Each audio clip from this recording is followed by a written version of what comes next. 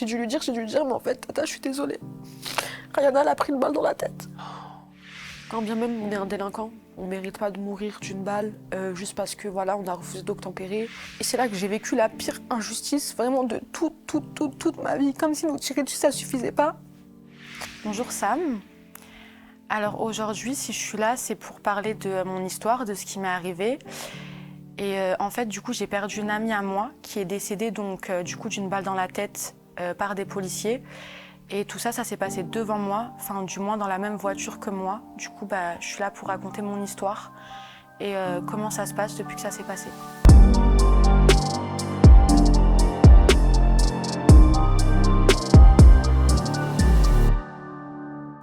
Bonjour Inès. Bonjour. Merci d'être à mes côtés, merci pour la confiance que tu accordes à ma communauté et moi-même. Tu vas nous partager une histoire qui est dramatique, qui fait froid dans le dos, qui est difficile. Qui est très dure, oui. Oui. C'est ça. À entendre. Quand je l'ai entendue, cette histoire, moi, pour la première fois, je me suis dit j'ose même pas imaginer ce par quoi t'es passé, surtout avec les détails que tu vas nous expliquer. Le but de cette interview justice, comme son nom le porte, c'est pas de substituer un tribunal, mais c'est que tu puisses exprimer pourquoi tu estimes vivre aujourd'hui une injustice. Et mon rôle, c'est simplement de t'accompagner dans cette prise de parole. Mais je voulais savoir pourquoi tu avais souhaité faire cette interview à mes côtés, alors qu'il y a d'autres plateaux que tu as refusés. Déjà, en premier, si moi je t'ai contacté, Sam, c'est parce que je voulais un long temps de parole pour pouvoir raconter comment déjà ça s'est passé sur les faits et comment du coup je le vis depuis aujourd'hui et comment ça se passe aussi vis-à-vis de la justice, parce qu'en vrai c'est ça le plus important, c'est une histoire qui traîne. Ça va bientôt faire 2 ans. Je pense que les gens, ils ont besoin d'avoir justice pour pouvoir passer à autre chose. On ne fait pas son deuil comme ça en claquant des doigts, et encore plus quand c'est une affaire comme ça, enfin une histoire comme ça du moins. Et parce que j'avais fait d'autres interviews qui ne m'avaient pas plu. Voilà. Mon temps de parole, il était coupé, je ne pouvais pas dire forcément ce que je voulais. Et moi, j'avais besoin de m'exprimer, de raconter vraiment ma version des faits avec ce qui va avec. Et on ne m'a pas forcément laissé l'opportunité de bien m'exprimer. Du coup, voilà, j'ai saisi celle-là. C'est une affaire qui avait fait grand bruit, je m'en souviens, oui. Dans les médias en 2022. C'est ça. Ta meilleure amie s'appelait Rayana. Elle est décédée d'une balle dans la tête tirée par un policier à Barbès. Oui. C'était en juin 2022. Est-ce que tu peux nous expliquer déjà dans quel contexte vous décidez avec Rayana de sortir? Parce qu'à la base, c'est une sortie festive entre 2 amis. Voilà, en fait, c'était une sortie de dernière minute. C'est-à-dire que nous, on était chez nous, on était au téléphone avec d'autres copines, etc. Et c'est vrai qu'on était un petit peu patraque, on ne se sentait pas forcément bien par rapport à nos relations, voilà.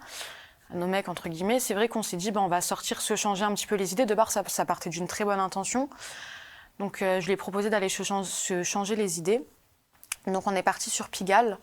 Donc, il y avait une sorte de petite boîte after. Donc, on est parti là-bas. Il était très tard, 5-6 heures du matin. Quand on arrivait, il faisait déjà le petit matin. Puis, on a passé la soirée comme si de rien n'était. De base, on est rentré avec des amis. Ces amis-là sont rentrés. On est resté avec d'autres gens à la table qu'on ne connaissait pas forcément. Que vous avez rencontrés sur place. Voilà, exactement. Et du coup, après, quand on devait rentrer, moi, j'ai proposé à Rayana de venir dormir chez moi.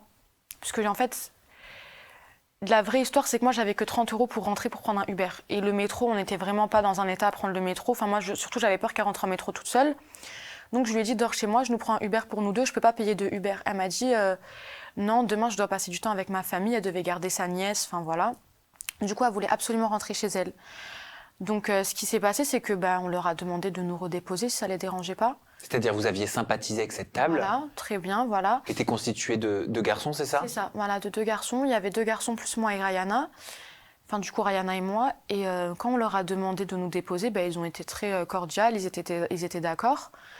Donc, nous, on s'est dit, c'est très bien, on va rentrer chez nous, on va pas dépenser, on va rentrer en sécurité dans une voiture, on va pas marcher dans le métro bourré, on va pas se faire agresser, voilà. Et eux, ils étaient véhiculés? Ils étaient véhiculés, voilà. Et ils vous raccompagnaient dans quel coin? Ils nous raccompagnaient du coup chez Rayana. Donc où on était à Barbès, c'était vraiment à 10 minutes de chez elle, on était bientôt arrivés, donc on était vraiment sur la fin du trajet. Et en fait, c'est là que tout est parti en vrille. En fait, c'est à ce moment-là que lorsqu'on a pris la voiture, qu'on a démarré, que personne s'y attendait que ça allait se passer en fait. Alors qu'est-ce qui se passe dans cette voiture? Vous êtes passagère, vous êtes sur la banquette arrière? Non, Rayana, elle est devant. D'accord. Donc, elle est devant côté passagère avec le conducteur. Et moi, je suis à l'arrière avec l'autre garçon du coup derrière. Excusez-moi, j'ai oublié son prénom. Et du coup, on est dans la voiture, on roule, on écoute de la musique. Enfin, il fait jour, il y a du soleil dans Paris, on est tous contents, on passe un très bon moment. Enfin voilà, on s'amuse quoi. Puis vient le moment où on prend une route, on est un petit peu à l'arrêt, et c'est là qu'en fait, on croise des policiers à vélo. Donc nous, on arrive dans ce sens et on croise les policiers dans ce sens. Et en fait, il s'avère que on était en tort sur le fait que le conducteur n'avait pas sa ceinture et Rayana aussi. Voilà. D'accord. Donc vu qu'ils n'avaient pas leur ceinture, c'est vrai que quand les policiers à vélo ils sont passés, qu'ils les ont vus, ils ont tapé à la fenêtre pour pouvoir procéder à un contrôle lambda, je pense. Et en fait, c'est là que le conducteur, il a paniqué. Il a paniqué, il a fait un petit délit de fuite qui n'a pas duré très longtemps. Donc une sorte de refus d'obtempérer. Voilà, un refus d'obtempérer. Ensuite, on a été bloqué par un bus. En fait, vu que c'était dans Paris, il n'y avait pas forcément de circulation. On a été bloqué, on a été à l'arrêt. En fait, c'est là que les policiers à vélo, ils ont eu le temps de nous rattraper dès qu'on a été à l'arrêt. Et en fait, ils sont arrivés comme des cow-boys. Ils étaient 3. Et il y a une femme qui est venue, qui s'est mise côté vitre passagère du côté de Rayana, et un homme qui s'est mis du côté conducteur. Ce qu'ils ont fait en tout premier, ça a été un choc parce que personne s'y attendait, c'est qu'ils ont cassé les 2 vitres d'un coup. Donc c'était un choc, on ne savait pas quoi faire, on criait, ça s'est passé tellement vite que je me souviens juste que la personne qui était derrière avec moi m'a plaqué. Et c'est peut-être ça qui m'a sauvé la vie, franchement, je ne sais pas, je ne pourrais pas dire. Mais d'abord, ils ont cassé les 2 vitres. On m'a plaqué en arrière. Enfin, la personne qui était avec moi à l'arrière, elle m'a plaqué en avant. On m'a dit baisse-toi, baissez-vous. Je me suis baissée. Et en fait, il a senti en avant ce qui allait arriver. Il l'a pressenti. Et au final, ils nous ont tiré un chargeur entier sur la voiture. Un chargeur entier d'un pistolet.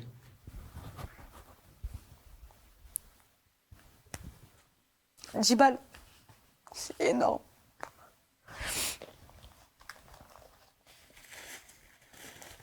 Pardon.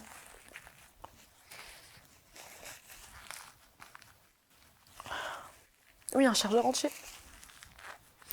Ils voulaient pas juste arrêter la voiture, ils voulaient tous nous tuer. C'est comme ça que je l'ai vécu.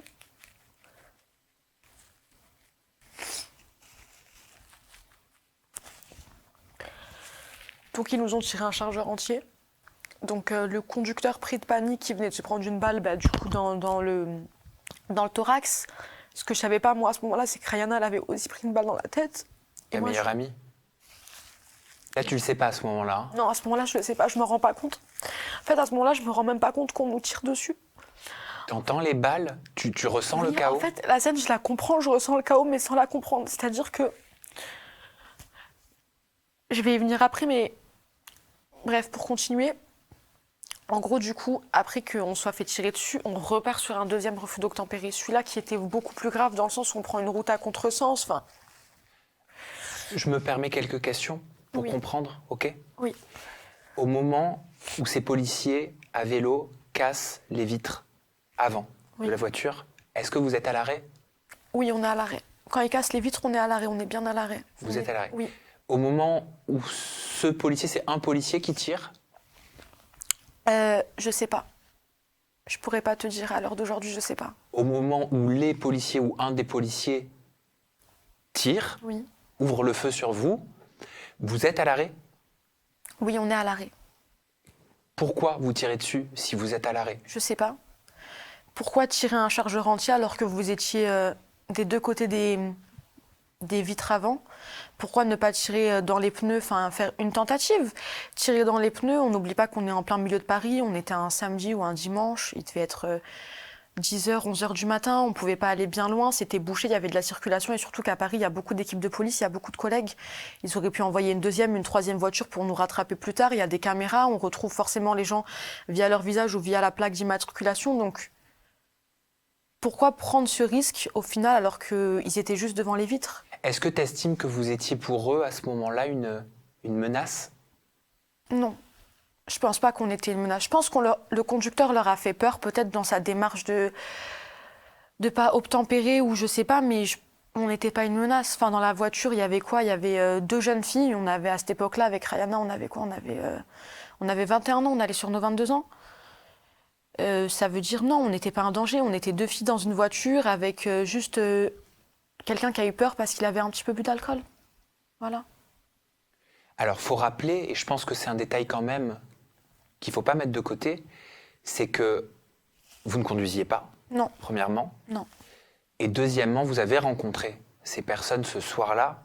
Donc, quelque part, tu dois avoir un sentiment encore plus d'injustice, de pas de chance, non? En fait, je suis en colère. Je suis la vérité, Sam, je suis en colère parce que, en fait, ils nous ont vus dans la voiture.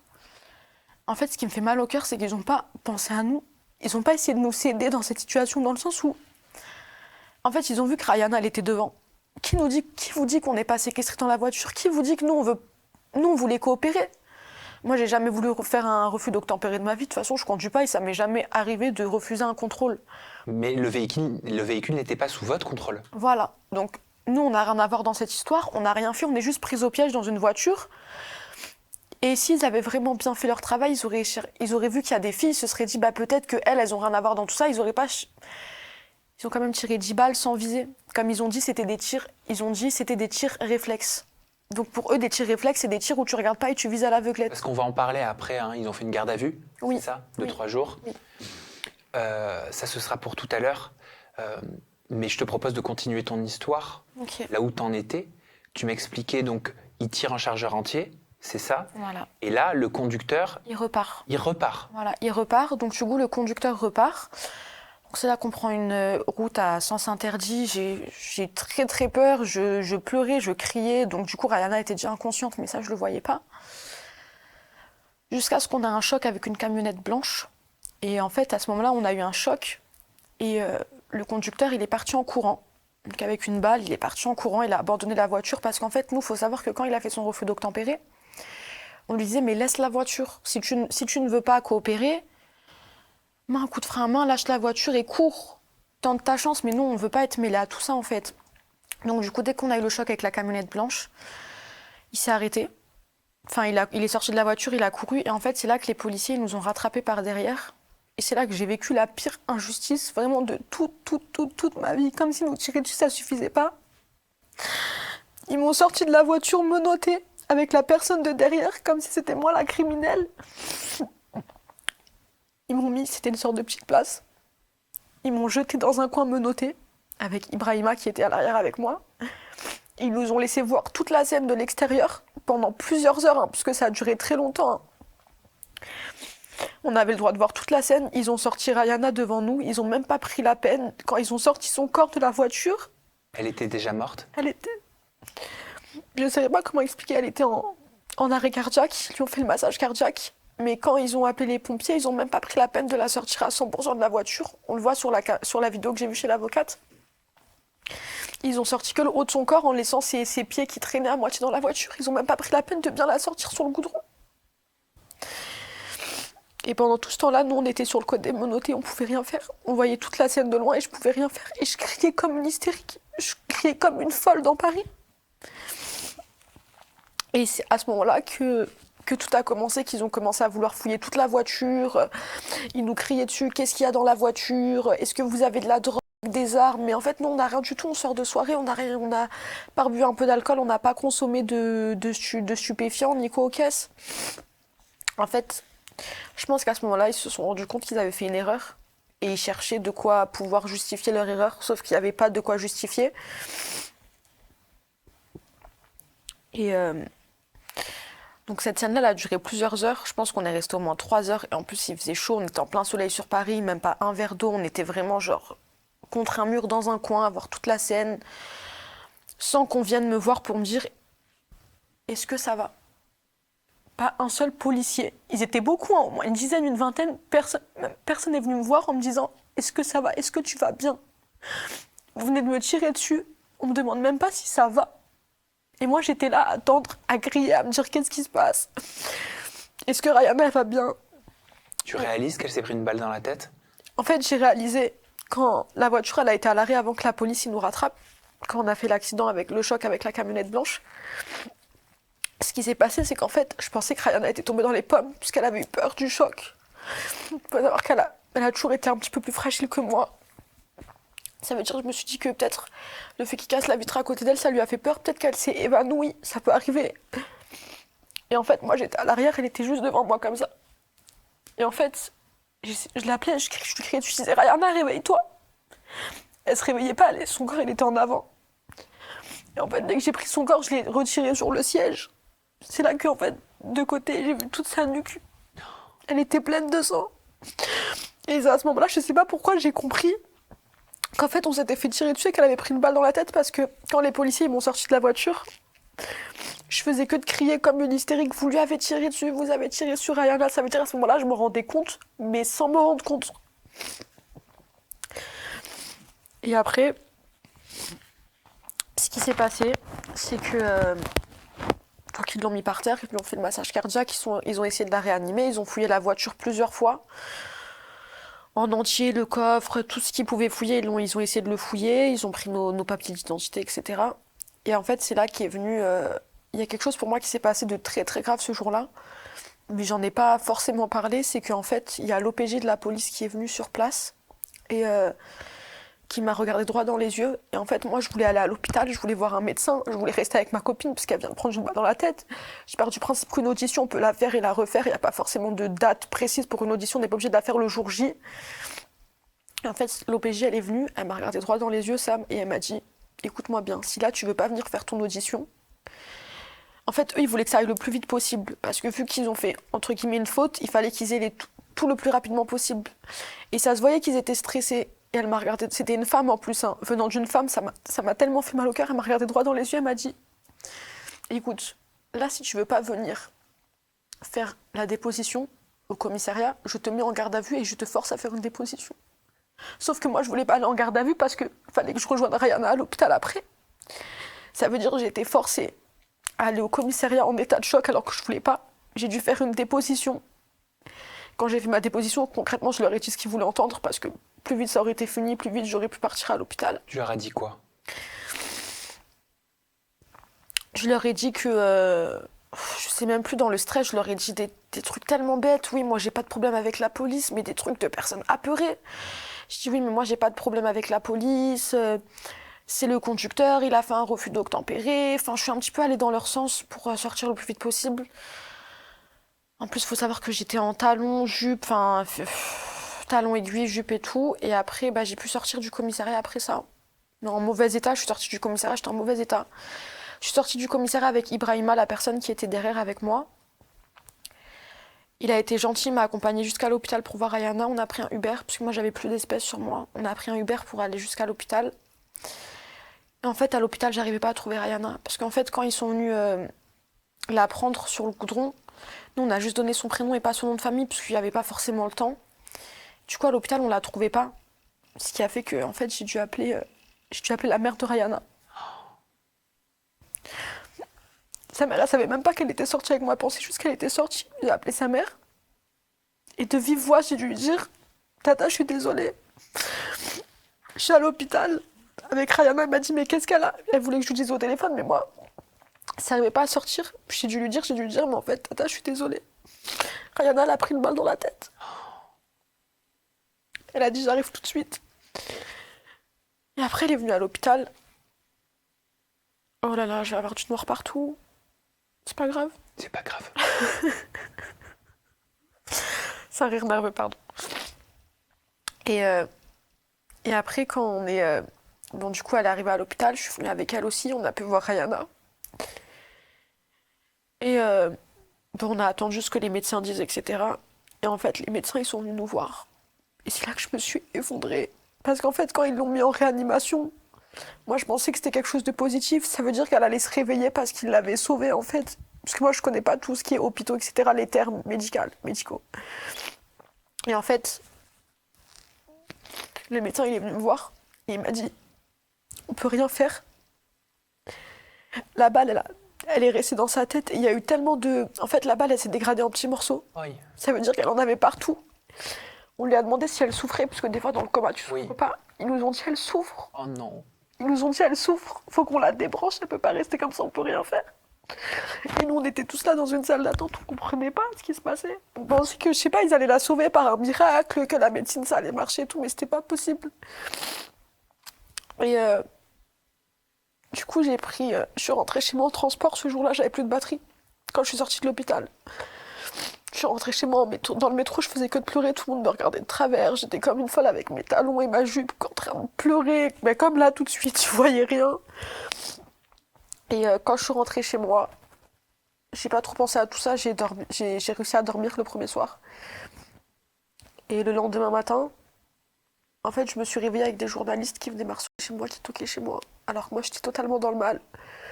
Je sais pas comment mon adresse elle a fuité, je sais pas comment ils ont su que c'était moi, puisque j'avais eu aucune prise de parole. Mais dès le lendemain du premier jour où ça s'est passé, j'ai eu le droit à pendant 4-5 jours des journalistes qui viennent m'harceler chez moi, qui sont venus violer mon intimité. En toquant chez moi, dans mon immeuble, même chez tous mes voisins, ils toquaient même chez mes voisins. Juste pour avoir l'exclusivité de... Voilà, l'exclusivité de me dire de ce qui s'est passé. Donc ils venaient toquer chez moi, ils laissaient des mots dans ma boîte aux lettres, sous ma porte. J'ai même des vidéos dans mon téléphone, hein. Quand je leur disais partez, des fois ils partaient pas. Ils disaient oui mais on veut vous parler, mais moi je veux pas vous parler, je suis pas en état, je veux rester seule chez moi en fait. J'ai envie de rester enfermée dans le noir avec les volets fermés. Donc voilà. Donc les premiers jours ils ont été encore plus compliqués parce qu'on m'a rajouté ça en fait. Et puis après ça a pris une ampleur médiatique. C'est là que j'ai dû parler alors que je voulais pas forcément parler. Parce qu'en fait, à la télé, ils nous faisaient passer pour des... comment dire? Pour des délinquants, en fait. Ils ont... Oui, c'est-à-dire qu'il y a des chaînes d'information qui relataient cette histoire uniquement du côté de la police. Voilà, exactement. Donc on a sorti nos casiers judiciaires. Voilà, on a dit que je tiens à préciser hein, que Rayana n'avait pas de casier judiciaire. Je le dis dans la vidéo pour que les gens sachent quand même que c'était pas une délinquante, une gentille fille. Peut-être moi j'ai déjà eu des petits problèmes quand j'étais jeune, mais voilà, c'est moi et mon passé. Mais elle avait jamais, même un problème avec la police, elle l'a jamais eu. Ça a toujours été une gentille petite fille. Ils ont essayé de la faire passer pour une délinquante? Ouais, elle aussi. Alors qu'elle a vraiment aucun casier, elle a toujours été très très droite, très respectueuse. C'est dur ça à vivre? Ouais, c'est dur. C'est dur même pour moi le fait qu'on ressorte mon passé, alors que je pense que quand tu fais abstraction de quelque chose, tu passes au-dessus. Enfin, on a tous le droit d'évoluer dans la vie. Je pense qu'on a tous fait des bêtises quand on était jeunes. Tu devais entendre des horreurs aussi à la Ouais, télé. ouais. Et c'est bien fait, de toute façon, refus d'obtempérer. Sur Twitter, j'ai osé ouvrir Twitter quand ça s'est passé. J'ai osé ouvrir Twitter et en fait, le problème, c'était nous. Et j'ai pas compris pourquoi c'était nous le problème. Tu as dû certainement retrouver ta confession placée au milieu de tout ça. Ouais. J'imagine. Hein. Donc en fait, ils disaient que le problème c'était nous partout sur les réseaux, mais qu'est-ce qu'elle foutait dehors le soir? Déjà, c'était pas le soir. Déjà, pour tous ceux qui disent oui, c'était le soir, bah non, il n'était pas minuit, 1h du matin, il faisait jour, voilà. Donc on est censé être en sécurité la journée. Et comme je l'ai dit, nous on était prisonnières dans cette voiture. Nous, on n'a rien demandé à personne, on n'a pas demandé. On lui a pas dit vas-y, fais un refus d'obtempérer, non. Nous, on était juste dans la voiture, on voulait juste rentrer chez nous. Et donc c'est par rapport à tout ça que tu décides de prendre la parole, que tu es contrainte de prendre la parole parce que tu refuses qu'on vous fasse passer pour des délinquantes et que l'histoire elle soit racontée sans avoir votre version. Et puis ça arrange bien certainement que votre version elle soit pas relayée à ce moment-là. Bien sûr, après honnêtement, c'est même pas juste pour ça, c'est parce qu'en fait, dans cette histoire, il y a plein de choses qui vont pas. Par exemple, en fait, la justice n'avance pas. Ça fait 2 ans que ça n'avance pas. Voilà, moi j'avais prévu de base de ne pas reprendre la parole sur ce sujet, puisque c'est un sujet qui me touche beaucoup, et je sais qu'à chaque fois que j'en parle, je suis repartie pour des jours sombres, en fait. Mais oui, t'es encore traumatisée. Oui, parce qu'à chaque fois, ça revient. Et puis tu le seras longtemps, ma chérie. Oui, oui. Tu le sais, hein. Il y a un truc qui est cassé, de toute façon, je Bah le oui. sens, je le sais, j'arrive plus à être comme avant. Bah non. Et non, le pire... Oh là là, j'ai du noir partout. Le pire, c'est que... je peux avoir d'autres mouchoirs, s'il te plaît, ça. Tiens. Merci. Merci. Non, et le pire, c'est que... c'est que ça avance pas. C'est que le juge nous a fait des promesses qu'il n'a pas tenues. En fait, si ça avançait juste pas, ce serait bien. Mais en fait, on nous a fait des promesses qui sont pas forcément capables de tenir. Qu'est-ce C'est-à-dire qui vous a été dit? on nous a dit oui, mais quand la balistique, elle sera finie, on fera une confrontation. C'est là que... Alors déjà, moi, ce que j'ai pas compris, c'est qu'ils voulaient interroger les policiers après la balistique. Alors normalement, on fait un premier interrogatoire. Qu'est-ce que t'appelles la balistique? La balistique, je sais pas si c'est le vrai terme, mais la balistique, c'est le fait de savoir qui a tiré. C'est avec la voiture, voir si la balle, par exemple, si elle partait de là, c'est que le tir, il partait de là, etc. D'accord. C'est remettre, en fait, dans leur contexte... En fait, la balistique, de base, c'est pour... Recréer la scène. Recréer la scène. Par exemple, moi, je suis passée devant le juge avant la balistique. Ils ont fait passer la mère de Rayana devant le juge avant la balistique, alors qu'elle vient de perdre son enfant. Ils n'ont pas fait passer les policiers. Ils ont commencé la balistique, sauf que, dans la logique des choses, tu es censé auditionner tout le monde avant la balistique, faire la balistique et refaire des auditions au cas où on voit que quelqu'un a menti par rapport à cette balistique. Si quelqu'un il dit oui, j'étais là au lieu d'être là, ben, on le verra sur la balistique et on peut partir sur une réaudition et dire mais en fait non, tu n'étais pas là, tu étais là. Ils ont été entendus, ces policiers, par le juge? Je sais pas. Tu sais pas? Je sais pas. J'ai pas envie de dire de bêtises. C'est pour ça que je préfère Non, pas je te juge pas m'avancer. du tout, je te Je juge préfère pas. pas m'avancer, je sais pas. Mais comment ça se fait que tu sais pas?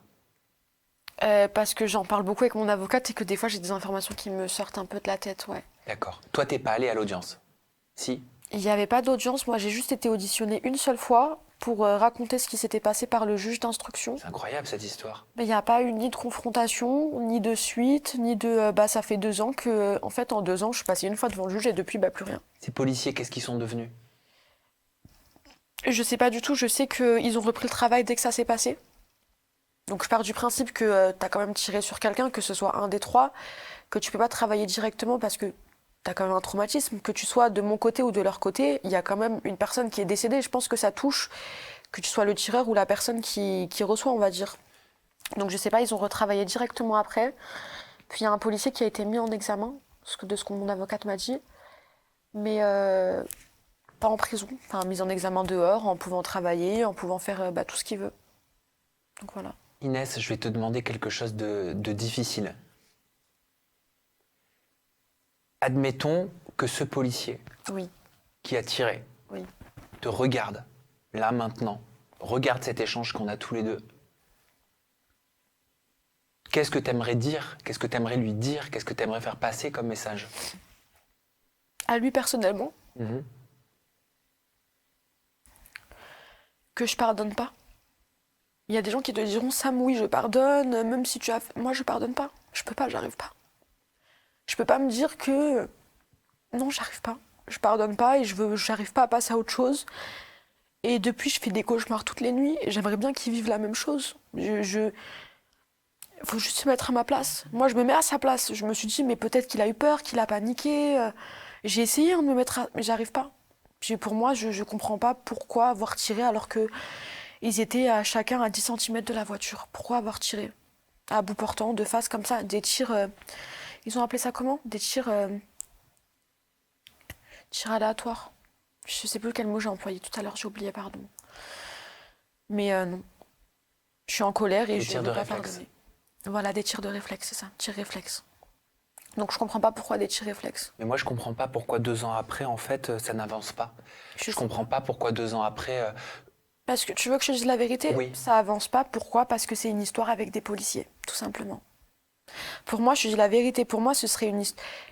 En vrai, la justice française prend toujours du temps. Je sais que c'est quelque chose de long qui prend du temps. Il n'y a pas de souci là-dessus. Je pars du principe qu'il y a des affaires qui sont plus grosses que d'autres. Il y a des affaires où vraiment tu ne peux pas avancer dans ta vie tant que tu n'as pas justice. Tu ne peux pas faire ton deuil.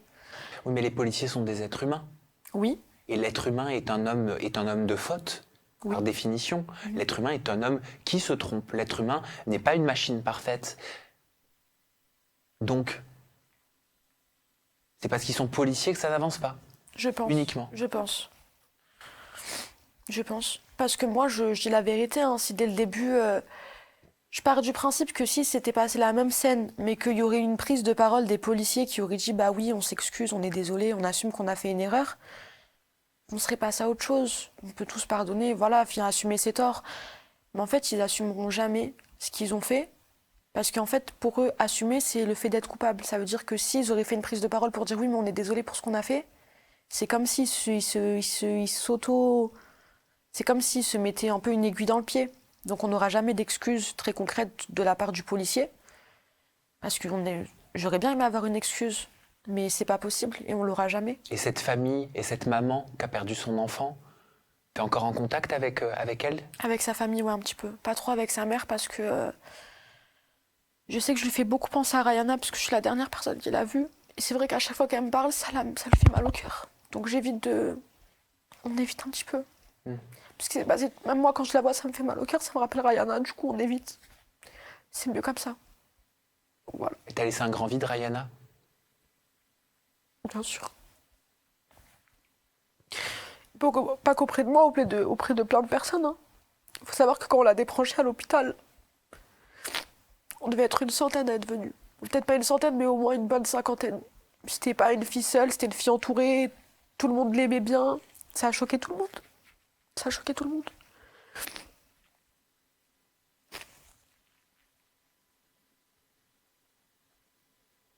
T'es devenue maman? Oui, c'est dur. C'est dur parce que j'essaie d'aller de l'avant avec un traumatisme à vie, mais c'est vrai que des fois c'est difficile, des fois j'y arrive pas. J'ai déjà pensé à la pire des choses, je me suis déjà dit, bah en fait j'ai envie de mourir, j'ai pas envie de rester, j'arrive pas. C'est vrai que quand les faits se sont passés, j'ai fait un déni total, c'est-à-dire que pendant 3 ou 4 mois, comme si j'avais pas compris la leçon, hein, pendant 3 ou 4 mois je sortais tout le temps en boîte, je buvais tout le temps, je sortais tout le temps, mais parce que fallait que ça sorte de ma tête. J'arrivais pas à dormir, donc fallait que je sois tout le temps dans un état second, on va dire. Puis l'euphorie, elle est partie tellement loin que je suis partie en voyage sur un coup de tête toute seule à l'autre bout du monde parce que j'avais besoin de... Je sais pas de quoi j'avais besoin, mais j'avais besoin de changer d'air, de changement, de me retrouver seule, je sais pas. Et après, quand je suis rentrée, c'est là que l'euphorie, elle est redescendue, quand je suis rentrée de vacances. Et en fait, c'est là que je me suis rendu compte que j'étais traumatisée, que j'étais totalement en dépression. Et qu'en fait, j'avais juste des troubles post-traumatique qui fait que en fait, j'étais dans le déni depuis tout ce temps parce que s'il faut mon cerveau il aurait pas pu encaisser pendant toutes ces semaines et tous ces mois en fait ce qui s'est passé. Ça te fait peur pour ton enfant? Oui. Et même je comprends mieux la mère de Rihanna maintenant. Ça m'a fait mal au cœur de perdre ma copine. Et depuis que j'ai ma fille, je me dis mais comment la mère de Rihanna elle a fait pour pas devenir folle et se jeter du balcon parce que la vérité, demain on m'enlève mon enfant, même si elle est petite, elle a que 6 mois. Je crois que je pourrais faire la pire des bêtises, mais donc je sais pas comment elle a fait. Et c'est vrai que depuis que je suis maman, je me rends compte que ce qu'elle a vécu, c'est encore plus dramatique pour elle que pour moi, parce que moi, c'est ma copine, certes, j'ai vécu la scène, c'est aussi un traumatisme. T'as vécu un traumatisme, Inès. Oui, oui, mais D'accord. je me rends pas trop compte. Non, mais le fait que tu sois en vie ne fait pas de toi une personne mieux ou plus chanceuse. Alors certes, il s'est passé le pire pour ton amie. C'est elle qui est partie, c'est elle qui est plus là. Mais toi, t'es là aussi. Et il faut pas nier tes douleurs et tes souffrances. Et ce que ça a provoqué chez toi, et ce que ça provoquera pour l'avenir. T'as l'air d'être une jeune fille très intelligente, avec les pieds sur terre. C'est gentil. Non, après, j'essaye de garder la tête froide parce que je veux aussi me battre pour elle. La vérité, c'est qu'en fait, pendant tout ce temps, j'avais peur de prendre la parole, de reparler de l'histoire. Enfin, en fait, j'avais peur de me battre parce que je sais que c'est un combat qui est tellement long et moi, je suis tellement fatiguée que je sais pas si j'aurai la force. T'as l'impression que c'est perdu d'avance. Je perds pas espoir. Il y a Assa Traoré qui a été un très bon exemple, mais elle s'est battue pendant combien d'années? Pendant combien d'années elle s'est battue? C'est quoi, je vais me battre pendant 10 ans? À devoir faire tous les plateaux télé, des émissions, raconter ce qui s'est passé, faire des manifestations. Normalement, la justice elle-même devrait faire son travail et faire en sorte d'accélérer les choses pour que les gens puissent passer à autre chose. Qu'est-ce qui va se passer niveau justice? Est-ce que tu es encore en contact avec ton avocate? Est-ce que tu es représentée? Oui, je suis représentée. Mon avocate, elle sait que je suis venue ici d'ailleurs. Elle m'a laissé carte blanche, j'ai le droit de dire un petit peu tout ce que je veux. Mais je sais pas trop, franchement, je sais pas. Ça traîne, on attend encore. Je sais que voilà, le juge, il est très lent. Toi, qu'est-ce que tu veux? Qu'est-ce que tu souhaites? Qu'est-ce que vous souhaitez? Que les policiers soient entendus? Un vrai jugement? Une vraie audience? Un vrai jugement. Un vrai jugement où ce serait pas le policier contre nous, mais la personne humaine face à la personne humaine, tout simplement. Je veux pas de... Même à chaque fois qu'on utilise cette histoire, on va toujours parler de bavure policière, policier, etc. Mais en fait, ce qu'on se rend pas compte, c'est qu'en fait, c'est juste un homme qui a tué une jeune fille. Enfin, un des 3 policiers, parce que je sais pas qui a tiré. Mais on aime trop mettre le mot policier comme si, bon, bah, c'est les policiers, c'est pas grave. Mais non, en fait, c'est quelqu'un qui a tiré un chargeur entier sur une voiture. Pour moi, c'est un acte... Ce serait pas des policiers, pour moi, ce serait un acte de terrorisme. C'est tout simple. Pour moi, c'est mon point de vue. Maintenant, vu que c'est des policiers, c'est autre chose. Voilà. Donc pour moi, c'est pour ça que ça avance pas. Comment on peut t'aider? Pour ceux qui le veulent. Pour ceux qui le veulent, je sais que la cousine de Rihanna, elle a fait un Instagram qui s'appelle Justice pour Rihanna. Donc les gens ils peuvent s'abonner s'ils veulent. Voilà, je sais qu'on n'est pas trop actifs sur le compte parce que je sais que dans notre combat, on est tous assez fatigués, même si c'est que le début. Donc je sais qu'on n'est pas trop actifs et tout. Mais voilà, je sais qu'on lui a fait sur Instagram là. Après, quand ça s'est passé, on avait fait une cagnotte. Et maintenant, c'est fini. Mais je pense que les gens, la seule chose qu'ils peuvent faire, c'est soutenir. c'est commenter, c'est tout simplement Partager, Partager. relayer, relayer. contribuer à porter ta voix. Parce qu'il n'y a pas eu que mon histoire cette année, enfin du moins en 2022. Déjà moi quand ça s'est passé il y a 2 ans, il y avait eu plusieurs histoires de bavures policières cette année, je crois qu'on n'en a jamais eu autant d'affilée. Je crois que même Mélenchon il en avait parlé parce que ça commence à être très grave. On a eu Naël aussi il n'y a pas longtemps qui m'a fait beaucoup de peine. Non, je pense que des histoires comme ça, il y en a plein. Après, je pense que toutes ces histoires-là sont différentes. C'est vrai que nous, on n'était pas conductrices, c'est pas nous, on a enfreint, on n'est pas, voilà, on n'est pas des voyous, entre guillemets, on était juste prisonnières dans la voiture. Mais après, je pense que quand bien même on est un délinquant, on ne mérite pas de mourir d'une balle juste parce que, voilà, on a refusé d'obtempérer ou parce qu'on a fait quelques bêtises dans sa vie. On reste quand même des êtres humains, on n'est pas des animaux, c'est pour ça qu'on vit comme ça de nos jours. C'est pour ça qu'on n'est plus au Moyen-Âge, qu'on a des lois, qu'on a des prisons, qu'on a des justices et qu'on puisse se balader librement sans se faire agresser par n'importe qui dans la rue. Enfin, du moins en temps normal. Donc je comprends pas, tout simplement. Merci Inès pour ce témoignage. On retient le compte Instagram, Justice pour Rayana. Tu me donneras des nouvelles ? Oui, promis. Oui, mais vraiment. Si tu me réponds. Bien sûr, tu me donnes des nouvelles, tu as les contacts de mon équipe, Ok, super. tu es en contact avec nous. Donc à partir de ce moment-là, on continuera de prendre des nouvelles et de savoir si elle avance ou pas, Super. cette histoire. J'en ai enregistré des interviews, j'aimerais que ce format n'existe pas, Oui, mais c'est vrai. Justice. C'est vrai, ouais. mais il est nécessaire et Il est on important. continue d'avoir des nouvelles. Et pour te donner un exemple, je vais recevoir une maman que j'avais reçue à nouveau. Parce qu'il y a une suite justement à l'histoire d'accord, ok. qu'elle m'avait partagée. Et J'espère que je pourrai elle a besoin de la revenir et raconter. te dire qu'on a gagné. Je pense pas. Mais j'aimerais. En tout cas, je te le souhaite, d'aller jusqu'au bout de ton combat, voilà, Merci. et de ne pas te fatiguer dans ce combat, même s'il va être intense et qu'il va être parfois... tu vas avoir envie de baisser les bras, ça va être beaucoup d'obstacles, mais tu as l'air d'être une jeune femme combative, tu iras jusqu'au bout. Merci, c'est gentil. Merci pour cette info. Merci à vous de nous avoir suivis. On se retrouve prochainement pour découvrir un nouveau témoignage et on vous embrasse très fort. Bye bye.